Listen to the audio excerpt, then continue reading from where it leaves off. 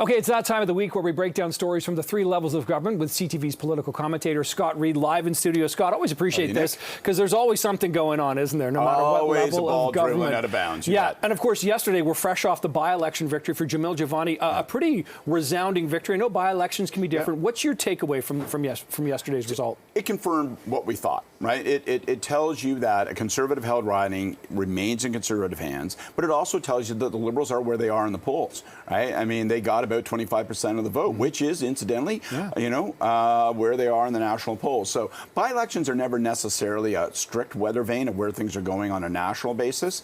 But if you're the Liberal Party of Canada, you're looking at these polls, they've been like this for 7, 8, 9 months now, and then you see this election where you really didn't make a dent, you say to yourself, boys, we got to change this up, okay? Like something needs to change because come next election, we're going to get rinsed unless we alter conditions. Even in a riding that for the last 20 years has been conservative, the Liberals would still be thinking, hey, we're still in trouble? Absolutely. Yeah. I've heard from people today. I've heard from cabinet ministers going, geez, man, that was a real beating. We kind of thought we might be close to that. 57% of the vote. Yeah. I'll make one other prediction. Okay. Jamil Jivani, cabinet minister, put this on the bulletin board. No, trouble. He will be trouble.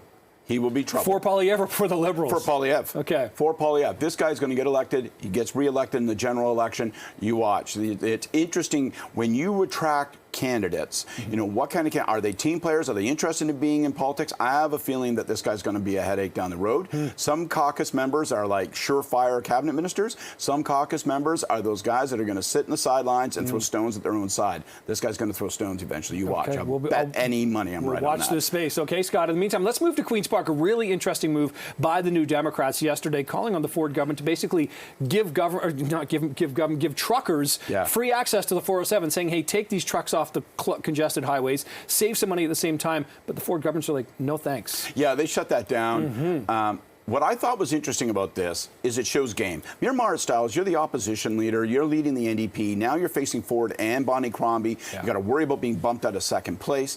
And I thought this showed some real political game. It's kind of a forfeit, right? You get to make the government look awkward, you know, taking tolls off, and for the working class truck drivers, that's their territory. Now they had to say no to that. You're actually doing the NDP appeal to the lunch bucket working class set, which you haven't done for a long time. Feels very downtowny, this version of the NDP. You can say it's a matter of public safety because you're directing some of those big trucks off the 401.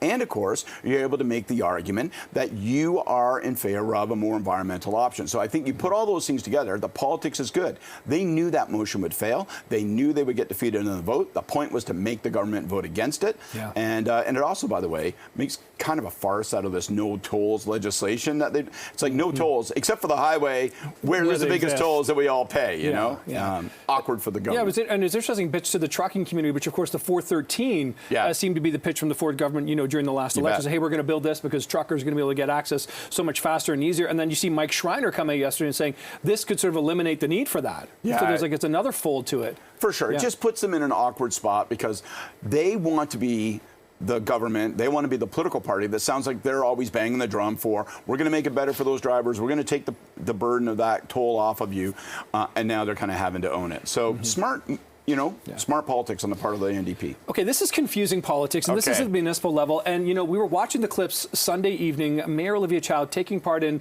a rally to keep the Science Centre in Flemington Park rather than moving it. But correct me if I'm wrong, didn't she kind of give up on the sort of fight for this and say, hey, you're taking over the 404, etc.? You bet.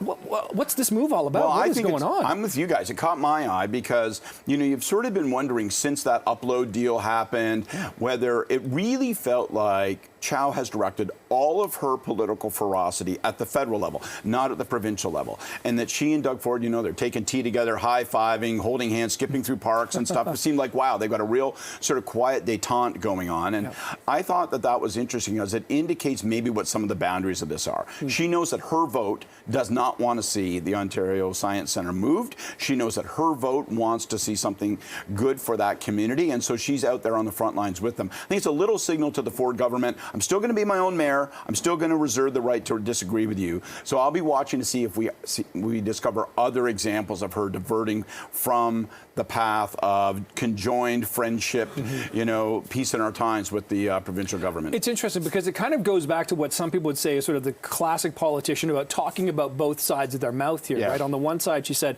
I'm okay with it, and on the flip side, she's at a rally trying to support it here.